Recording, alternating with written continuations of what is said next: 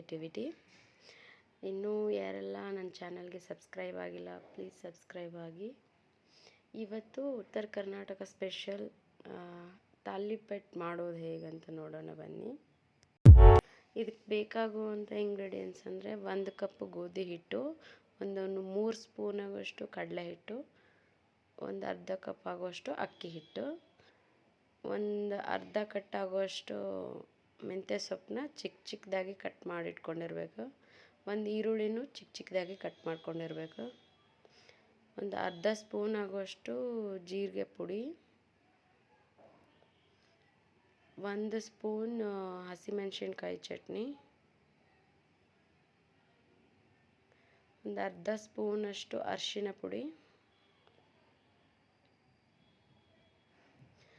ರುಚಿಗೆ ತಕ್ಕಷ್ಟು ಉಪ್ಪು ಹಾಕಿಬಿಟ್ಟು ಇನ್ನು ಸ್ವಲ್ಪ ನೀರು ಆ್ಯಡ್ ಮಾಡ್ತಾ ಚಪಾತಿ ಹಿಟ್ಟಿನ ಹದಕ್ಕೆ ಕಲಿಸ್ಕೋಬೇಕು.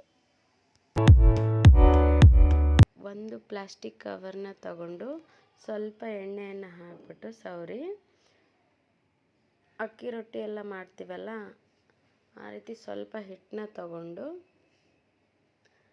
ಅದ್ರ ಮೇಲ್ಗಡೆ ಇನ್ನೊಂದು ಸ್ವಲ್ಪ ಎಣ್ಣೆಯನ್ನು ಸವರಿಬಿಟ್ಟು ಈಗ ಲಟ್ಸ್ಬೇಕು. ಒಂದು ಹಂಚನ್ನ ಕಾಯಕ್ಕೆ ಇಡಬೇಕು.